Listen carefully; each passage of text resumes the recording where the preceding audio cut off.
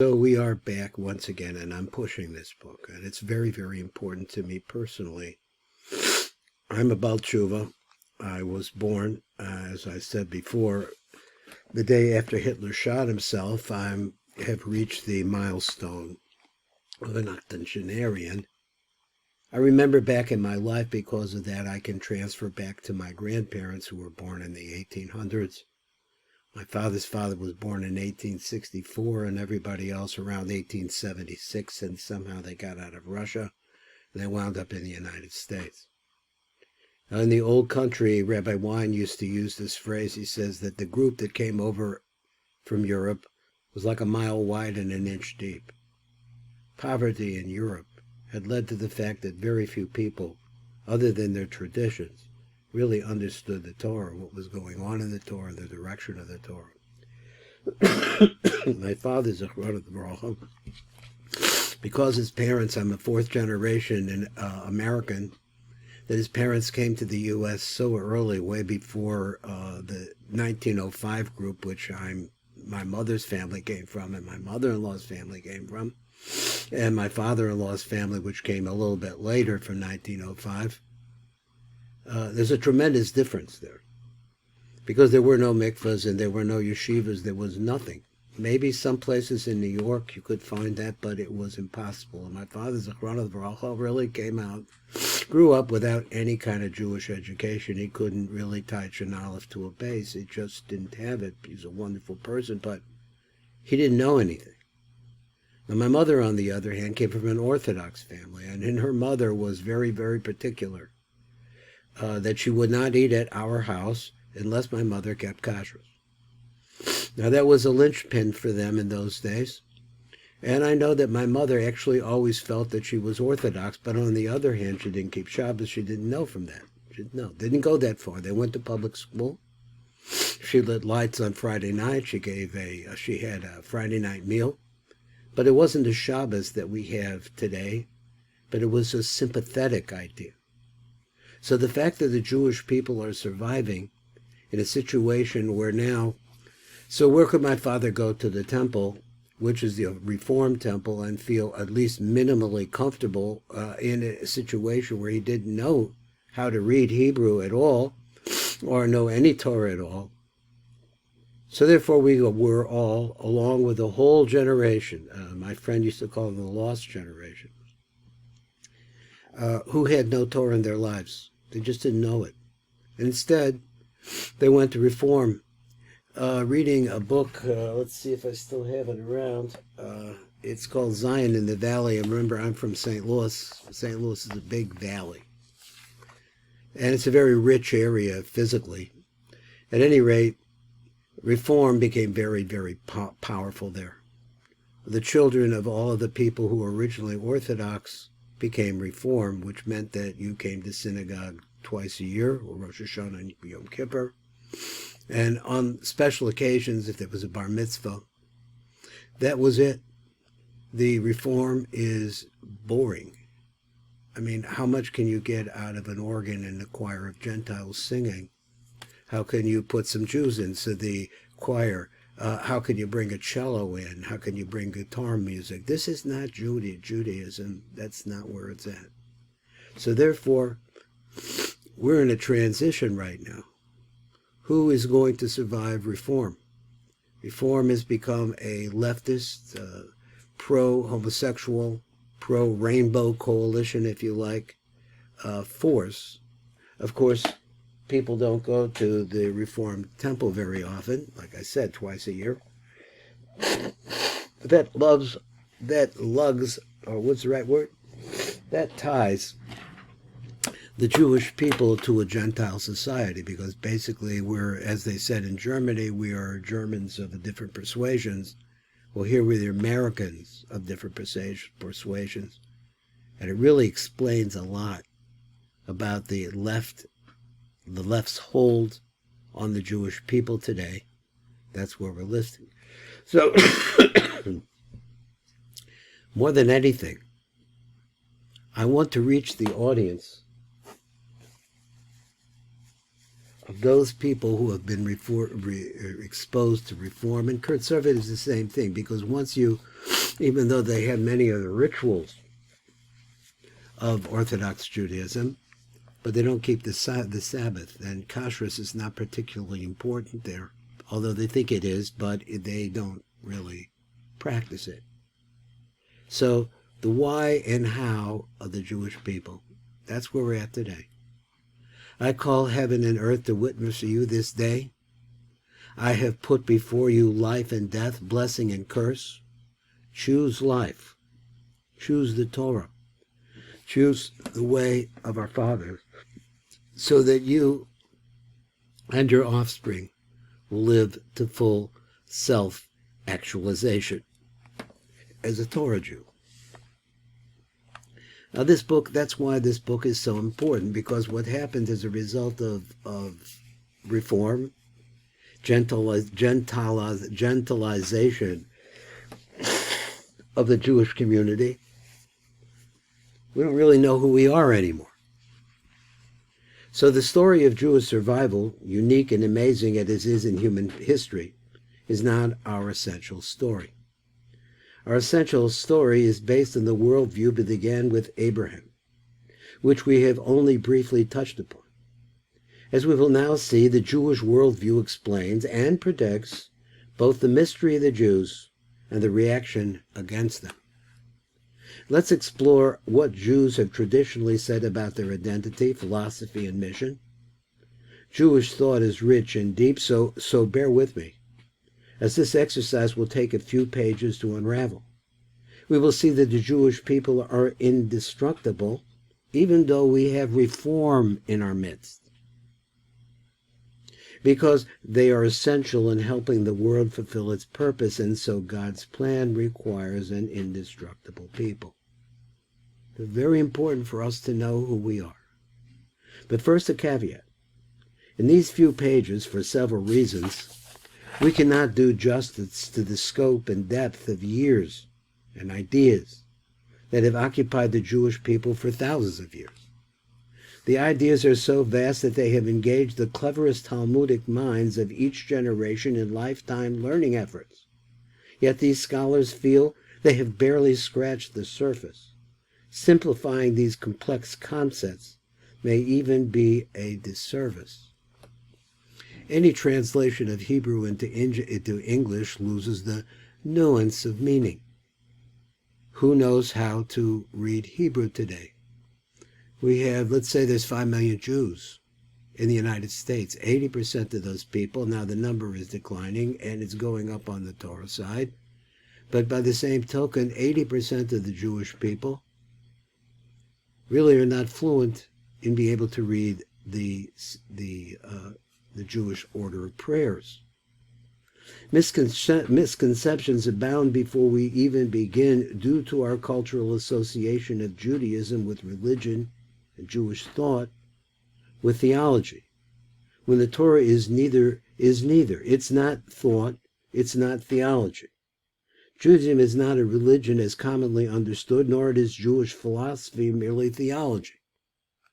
So this would fall right nicely into the idea of the Christianity. He says, I present these ideas with no politically correct varnish, knowing that some people do not agree or believe in these principles, and that they may be uncomfortable and possibly even feel offended, and it should be offensive to some. I'll lay down the classical Jewish outlook so that we can compare it to what we have learned about Jewish impact and anti-Semitism. The relationship is astounding. So once I say like this, is that the Jews today in the United States, and you are the people who I learn for, I am constantly remember the lack in my own family of any connection to the inside of the Torah. The Jewish worldview, the hidden world, and the first Jew. In Hebrew, the world is called Olam, which comes from the same word as Elem, which means hidden. This is a world of hiddennesses. This tells us that in creating a material world, God had to hide himself. He hid himself, which is a phenomenon known in the mystical Kabbalistic tradition as Tzimtzum. The void created by hiding the spiritual world enables man's search and is an opportunity for growth, because we don't know. We're only a half of a shekel. We don't have the whole shekel. Amid the philosophical chaos and seeming anarchy of everyday existence, that things the world constantly changing, human beings must seek answers to life's most important mysteries. Once again, around 3,800 years ago, a man named Abraham searched, and the God he found was not just the God of the rain or the God of the harvest or the God of the sun, etc. He controlled the natural order. It was a power that existed outside of the universe, outside of time and space. One might think that God was therefore unknowable, with no natural way to relate to him, and some might have been daunted by that realization, but not this man named Abraham. Now, Abraham, the first Jewish disruptor. Abraham became the first Jew. He was a paradigmatic Jewish disruptor. Maimonides describes the early years of Abraham's life. After this, mighty man was weaned. In other words, he was a toddler. He began to explore and think. Though he was a child, he began to think incessantly throughout the day and night. He had no teacher, nor was there anyone to inform him. Rather, he was mired in Ur-Kasdim. Where is Ur-Kasdim? Ur-Kasdim is by the rivers. It's in Mesopotamia, today Iraq. Among the foolish idolaters, his father was a big-time idolater. His father, mother, and all the people around him were idol worshippers. And he would worship with them. However, his heart was exploring and gaining understanding. Ultimately, he appreciated the way of truth and understand the path of righteousness through his accurate comprehension. He realized that there was one God who controlled the sphere, the heavens, that he created everything, and there is no other God power in existence apart from him. He knew that the entire world was making a mistake. Abraham was 40 years old when he became deeply aware of this Creator and the creative process. When he recognized and knew him, he began to formulate replies to the inhabitants of Ur-Kasdim and debate with them, telling that they were not following a proper path. He broke their idols and began to teach the people that it is fitting to serve only the eternal God of the world. At the age of 75, Abraham had risen to such a spiritual height in character, development, and intellectual understanding. The Talmud records that Abraham fulfilled the entire Torah even before it was given, that he experienced his first prophetic revelation. God's first command to the man who reintroduced the world to him was to become a wanderer.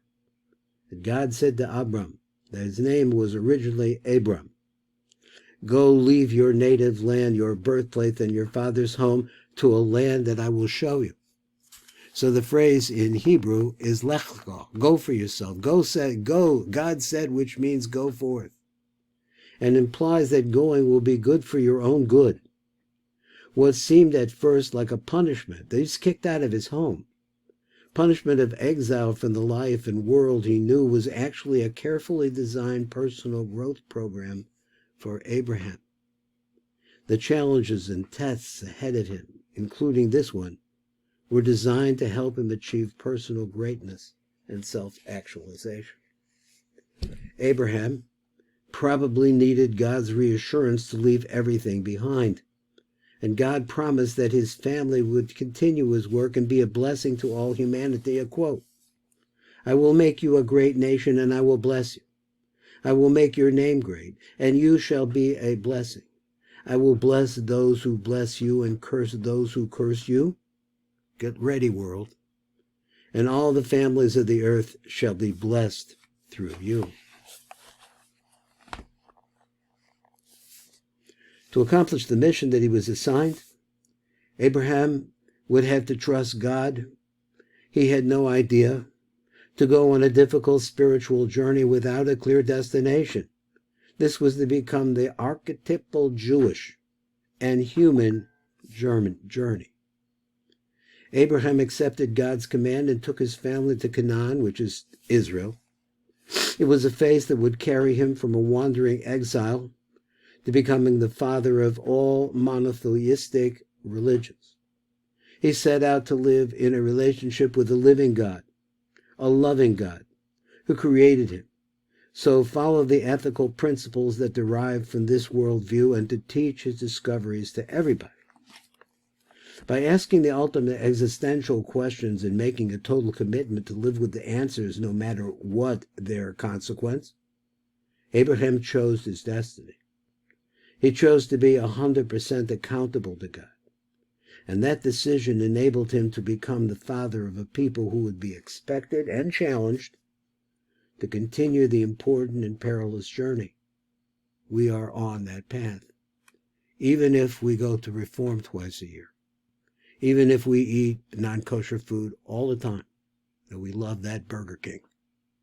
The mission undertaken by Abraham was not just to reduce the number of gods to one, but to spread the knowledge that God transcended the universe, that he was inside of the universe and outside of the universe. He was inside of time, the creator of time, and outside, beyond the realm of time. He had created, and that despite the vast differential between man and God, human beings could reach him. Now, I think you could see from this that my attitude in regards to reform is really my mother's attitude. She was unformed. She really couldn't read Hebrew either or know how to put an olive together with the base, but she did know to light candles on Friday night and do her best to keep a kosher home. What specific ideas did Abraham discover? He learned with incredible depth who is God and what is man. Abraham reasoned that a loving creator brought into existence the universe and all life, including humans. Conscious beings who could aspire to receive not just the enjoyment of the things we ask for in our daily lives, but also the pleasure of spiritual life, a life beyond the body, and godliness.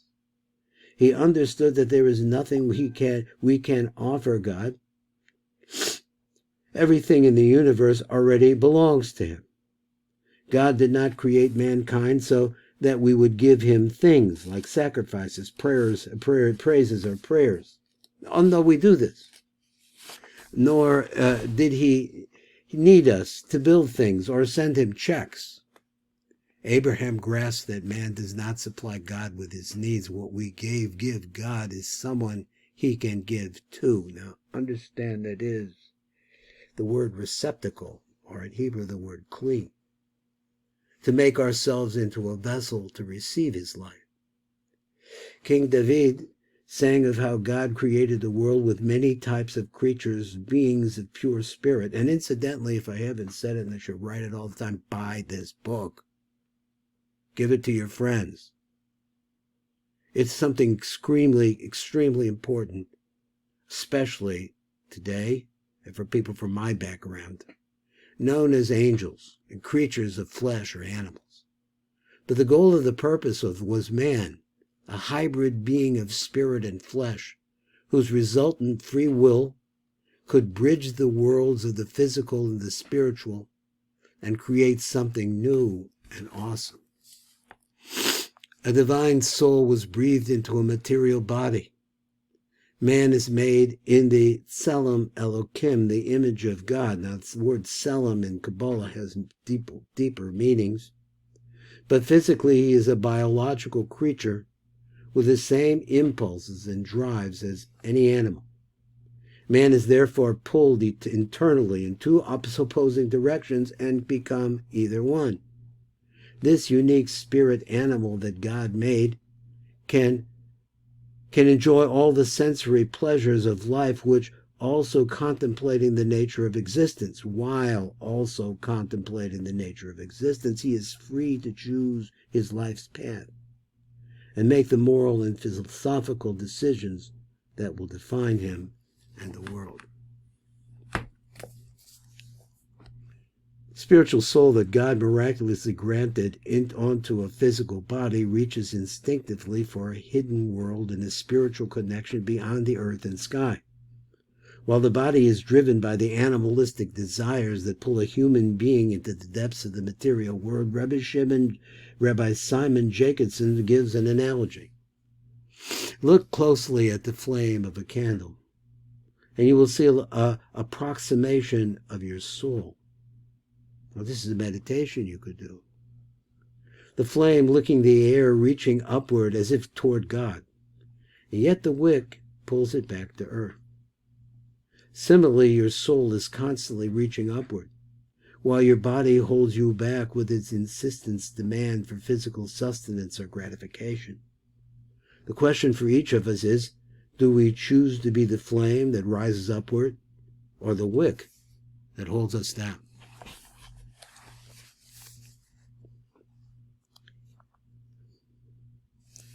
Abraham understood that life is God's gift to man. It's a short gift. And that man's purpose and deepest happiness comes not only from enjoying the world, but from finding the purpose of our lives and building ourselves into giving, loving people connected with our souls and God. God created man to enjoy the ultimate pleasure of becoming a spiritual being, a person filled with eternity, as articulated by the Jewish philosopher and philosophy classic The Path of the Just, Mesilas Yesharim in Hebrew, by the Italian rabbi and mystic Moshe Chaim Luzzatto. He writes like this: our sages have taught us that man was created to delight in God and derive pleasure in the radiance of the Shekhinah. For this is the true delight and the greatest pleasure that can possibly exist. Man's job is to live a life of the Spirit, to connect ourselves to eternity, while an animal body, and to avoid becoming purely physical. Let me just say I read this wrong. Man's job is to live a life of the Spirit, while in our bodies, while we are still, in other words, physical, and to avoid becoming purely physical beings like an animal. So we wander around, and we know that Rosh Hashanah is coming. So those of us who come from a Reformed background, well, we'll sit through a couple of boring hours here, watching all the other people, and we'll do it twice. Could do it on Yom Kippur too, and those of us who fast, which is actually something. The why of free will. Choosing is not easy. Rabbi Luzzatto explains more about the body's-soul dynamic in the classic philosophy primer of the Way of God. It's called Derech Hashem in Hebrew. And since each one of them naturally inclines to its side, meaning to say the body towards physicality and the soul towards spirituality, it comes out that there is a war between them. This is the war. It's, if you know anything about the Lubavitcher Chassidus, it comes right out and starts talking about the Yetzer Hara and the Yetzer Tov. So he says it comes out that there is a war between them in such a way that if the soul wins, which is the Yetzer Tov, it will raise the body with it. It will elevate your life. It'll elevate your family. It will elevate every part. But if man allows the physical to win in, I got to have that car. I got to have that coat. I got to eat over here at this restaurant. The body will surely be lowered and the soul will be lowered with it. Man has the ability to humble his physical side before his spiritual side and acquire his perfection. Now understand that. We'll read again. Man has the ability to humble his physical side. He didn't say to destroy it. He said that you could get it under control. And we have, as a reason why, we have a Torah, which tells us all different kinds of ideas. Oh, we got some ants here. This is the ant invasion that comes a few times a year. Man has the ability to humble his physical side before his spiritual side and acquire his perfection. Rabbi Jacobson clarifies the deep purpose of man's unique design. The true goal of life, he writes, is to challenge ourselves in order to refine this material world. Life is synonymous with challenge, and challenge is synonymous with the potential for good and evil, and our ability to choose between the two. Without the possibility that we may fall temporarily, there would be no independence to life, and therefore no meaning. Climbing the ladder. The challenges people overcome and the choices they make are more than inner struggles. Let me bring this back down again. They allow them to move up to higher levels until they become more than just souls trapped in a physical reality. Along this spiritual journey called life, one can experience the pleasure that comes when our physical and spiritual worlds unite, elevating spirituality while bringing the body along to enjoy the sublime spiritual pleasures. Now, in the yeshiva world, they call this geschmack, which is the kiss. And in fact, that we can actually touch eternity. We have to train ourselves to do that, but we can. This is what Judaism calls a life of dveikus, clinging to God, cleaving to God, he calls it. Rabbi Jacobson puts it succinctly. This means uniting the body and soul to fulfill the mission for which we were all put on earth, to lead a meaningful, productive, and virtual life by making the physical world a comfortable home for spirituality and godliness. This Abrahamic notion, where our body is our partner, not our enemy, was and remains a very unique idea compared to many other religions. We were created to transform this material world into a more refined place and to introduce a higher dimension, which is called godliness. So while the ultimate goal of our work may be spiritual growth, the fact that God placed us in a material world, a world that is so material, means that we reach that spiritual plane through physical labor. We have to work to get there, where physical labor is part of the physical world. So you can't go up on a mountain, isolate yourself, and contemplate whatever you contemplate, and actually be able to succeed in bringing spirituality, because you must live and do this in the physical world. The why of being Jewish, and this is an idea that is so important. If we could only find a way to get these thoughts into the lost generation of reform, people who have now assumed that leftist ideas, the Rainbow Coalition, etc., etc., etc., are Jewish. The why of being Jewish.